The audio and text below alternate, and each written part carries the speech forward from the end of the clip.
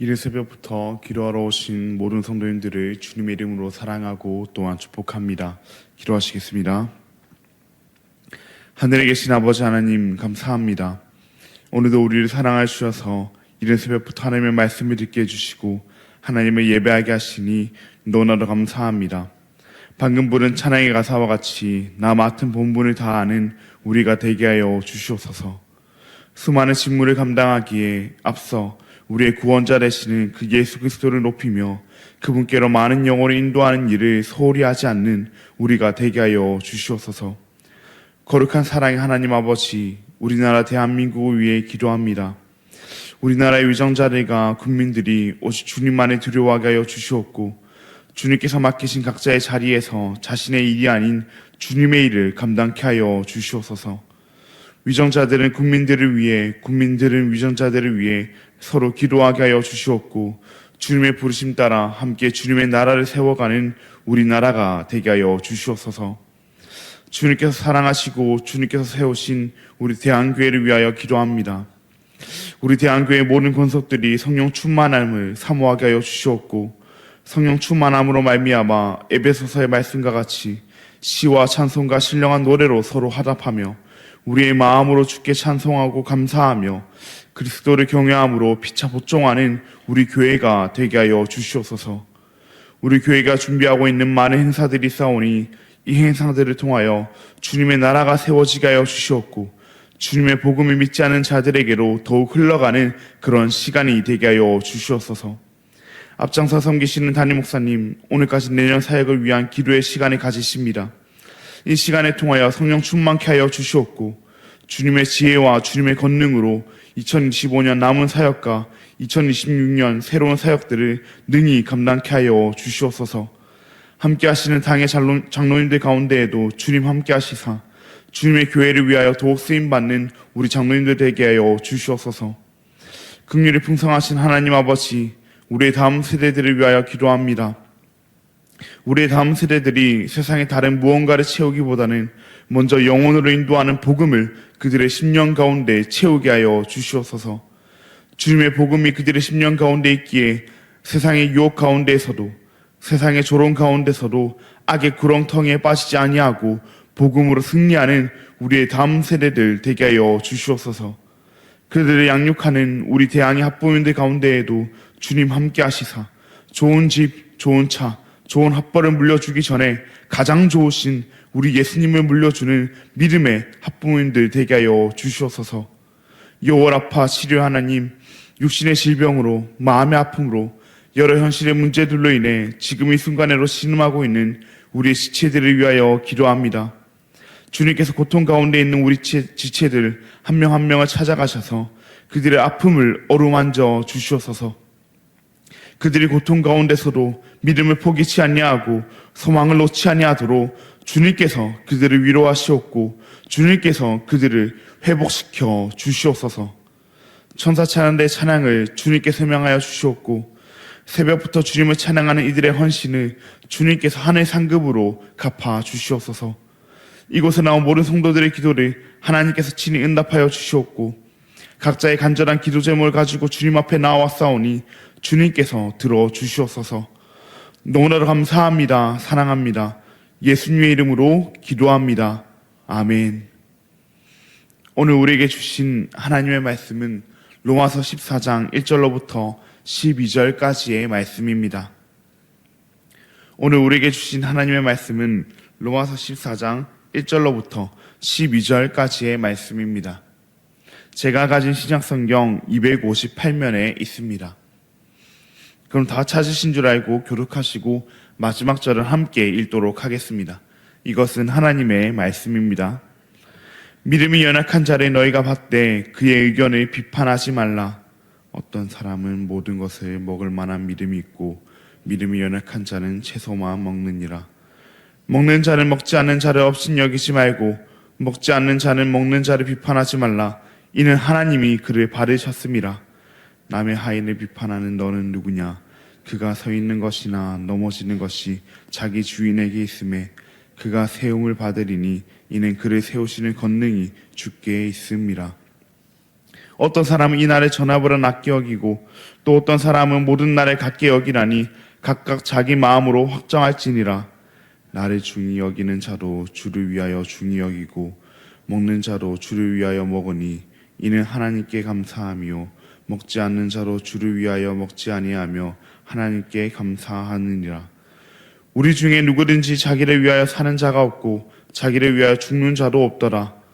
우리가 살아도 주를 위하여 살고 죽어도 주를 위하여 죽나니 그러므로 사나 죽으나 우리가 주의 것이로다.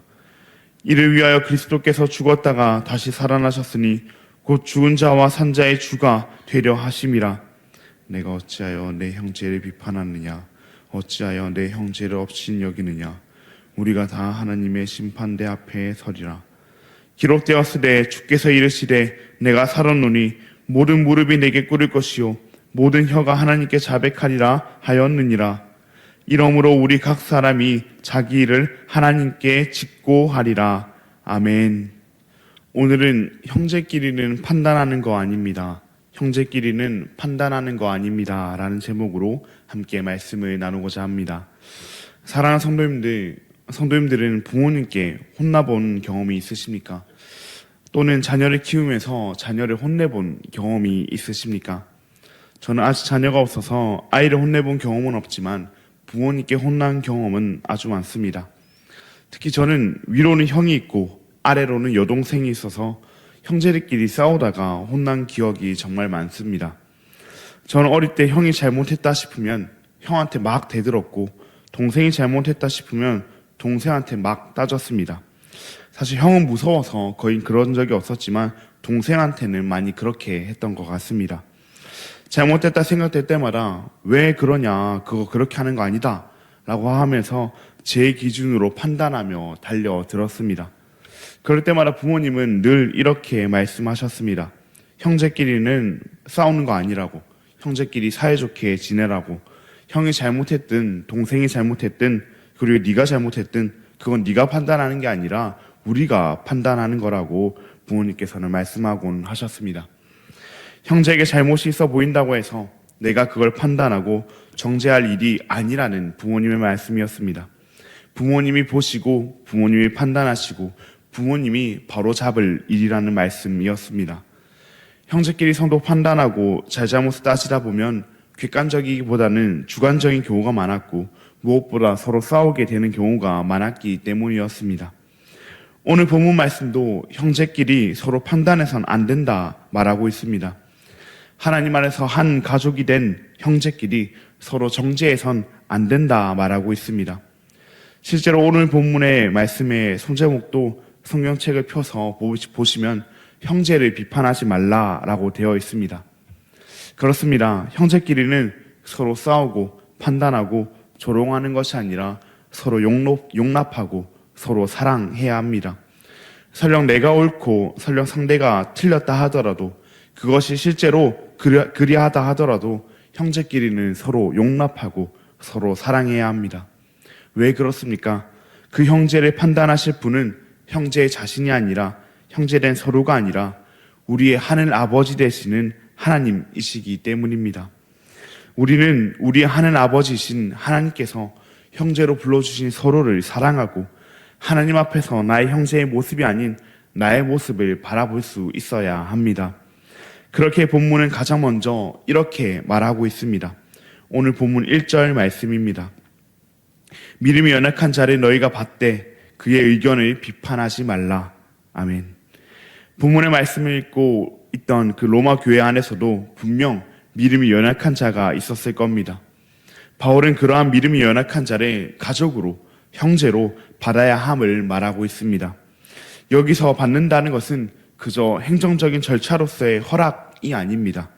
실제적인 가족 구성원으로서의 받아들임을 의미합니다.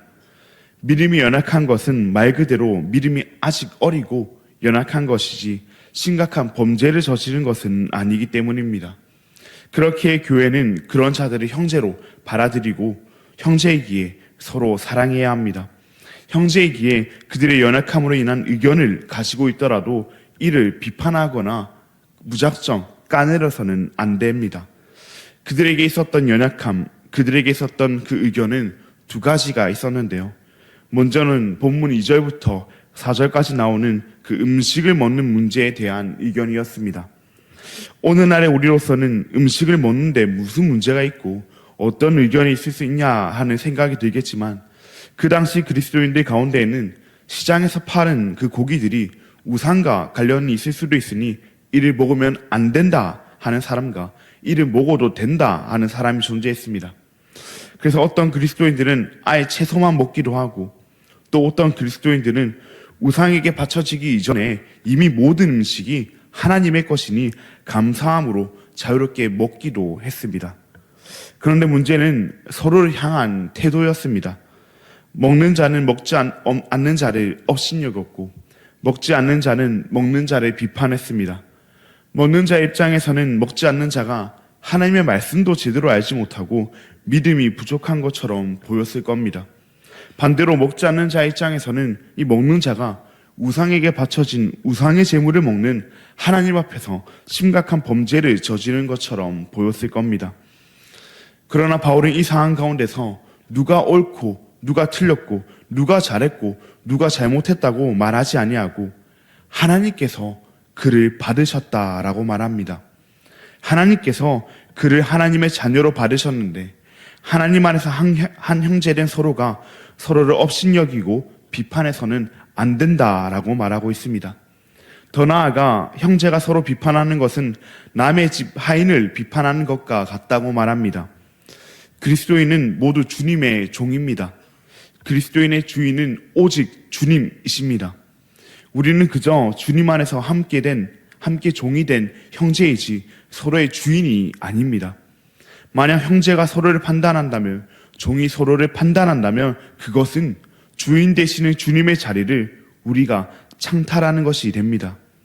그렇기에 바울은 잘못된 것이 있다면, 문제될 것이 있다면 주인이신 주님께서 그를 세우시고 그를 바로 잡으시리라 말하고 있습니다.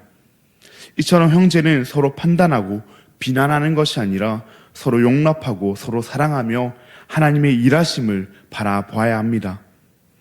그들에게 있었던 또 한 가지 다른 의견의 차이는 날에 관한 의견이었습니다. 그들 가운데에는 특정한 날을 더 소중하게 여기는 이들과 모든 날이 똑같다고 여기는 이들이 존재했습니다. 이 문제에 대하여 바울은 서로 다르게 생각한다고 다른 사람을 정죄하고 자신의 생각을 강요하는 것이 아니라 각자 주님 앞에서 확신을 가지고 행하면 된다라고 말합니다. 바울이 이와 같이 말하는 이유는 믿음이 연약한 자든 믿음이 굳건한 자든, 먹는 자든 먹지 않는 자든, 나를 지키는 자든 모든 나를 똑같이 여기는 자든, 그리스도인은 모두 주를 위하여, 오직 주를 위하여 그리하기 때문이라고 말하고 있습니다. 자신이 생각했을 때 이것이 주를 위하는 일이라 생각했기에 그들이 그리 행하는 것이기에 괜찮다라고 말하고 있는 것입니다. 오늘 본문 8절 말씀입니다. 우리가 살아도 주를 위하여 살고 죽어도 주를 위하여 죽나니 그러므로 사나 죽으나 우리가 주의 것이로다. 아멘. 믿음이 없는 자와 있는 자, 그리스도인과 비그리스도인, 형제와 타인 간의 문제가 아닙니다. 모든 믿음이 있는 자, 그리스도인, 하나님 안에서 형제된 자 안에서 생겨난 문제입니다. 그렇기에 생각이 다르더라도, 의견이 다르더라도, 믿음의 수준과 믿음의 정도가 다르더라도, 신앙의 색깔이 다르더라도 모두 주를 위하여 하기에 괜찮은 겁니다.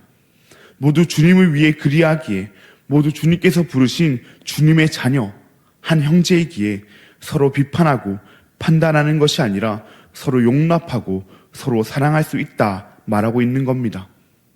우리는 모두 주님의 자녀인데, 우리는 모두 주님 안에서 한 형제인데, 우리는 모두 주를 위해서 살고 있는 것인데, 우리가 어찌 주를 위해 살고 있는 우리의 형제를, 우리의 가족을 판단할 수 있겠습니까? 서로가 주님의 자녀가 아니라면, 서로가 형제가 아닌 남이라면, 서로가 주를 위해 살고 있지 않다면 판단할 수도 있겠죠. 그러나 주님은 분명히 바울을 통해 말씀하셨습니다. 믿음이 연약한 자를 너희가 받으라고. 믿음이 연약한 것이지 믿음이 없는 것이 아니라고. 내가 받아들인 나의 자녀이기에 너희의 형제라고. 나의 자녀, 너의 형제를 서로 판단하지 말고 용납하라고 말씀하셨습니다. 사랑하는 여러분, 나의 마음 가운데 판단과 정죄가 올라올 때가 있으십니까? 나의 상식과 이 신앙 안에서 도저히 이해가 되지 않고 잘못됐다 하는 그런 생각이 드는 상황이 있으십니까? 다른 사람은 다 용납하고 사랑해도 저 사람만큼은 도저히 안 된다 하는 사람이 있으십니까? 그러나 주님께서 그를 받아들이셨습니다. 주님께서 그 또한 나와 같은 주님의 자녀로 삼아주셨습니다. 주님께서 그를 주님 안에서 한 형제된 형제로서 서로 사랑하라 말씀하셨습니다. 주님께서 받아들이신 그 주님의 자녀를 어찌 우리가 판단하고 정죄할 수 있겠습니까? 그러니 우리 형제를 비판하고 판단하기보다는 서로 사랑합시다. 나의 힘으로 안 된다 하더라도 주님께서는 그 영혼도 나도 귀한 주님의 자녀로 보신다는 사실을 기억하며 주님께서 사랑하시는 주의 자녀를 주님께서 나의 형제로 불러주신 나의 형제를 용납하며 사랑합시다.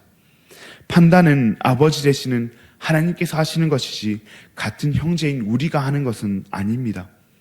자녀의 연약함은 아버지께서 보시고 아버지께서 판단하실 겁니다. 형제는 그저 사이좋게 지내면 됩니다. 형제는 그저 아버지의 말씀대로 서로 용납하고 서로 사랑하면 됩니다. 그럼에도 형제의 연약함이 보이고 정죄와 판단이 우리 가운데 올라온다면 하나님 앞에서 나의 모습은 과연 어떠한지를 돌아보는 우리가 되기를 바랍니다. 바울은 본문 10절 말씀 가운데 내가 어찌하여 내 형제를 비판하느냐 어찌하여 내 형제를 업신여기느냐 우리가 다 하나님의 심판대 앞에 서리라 라고 말하고 있습니다. 이것이 무슨 말입니까? 나의 형제는 나의 형제의 모습대로 나는 나의 모습대로 주님의 심판대 앞에 서리라 하는 말씀입니다.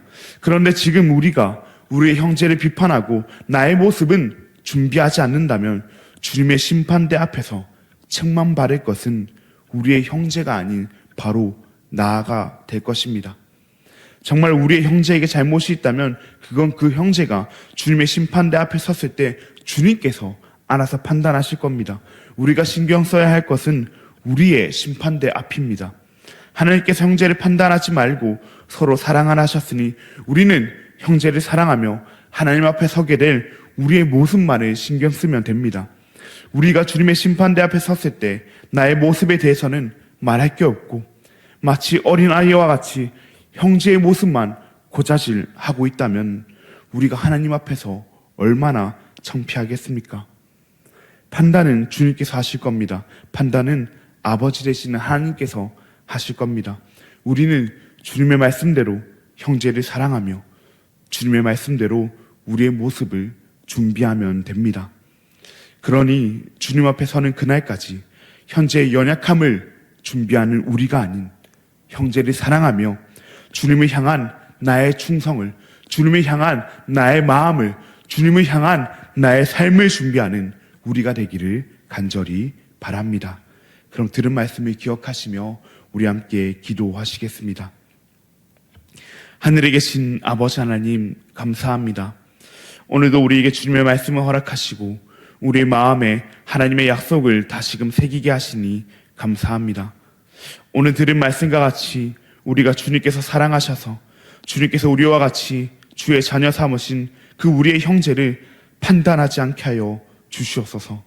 나와 생각이 다르고 나의 머리로는 도저히 이해가 되지 않더라도 그에 대한 판단은 우리의 아버지 되시는 하나님께 맡기고 형제를 사랑하는 우리가 되게 하여 주시옵소서.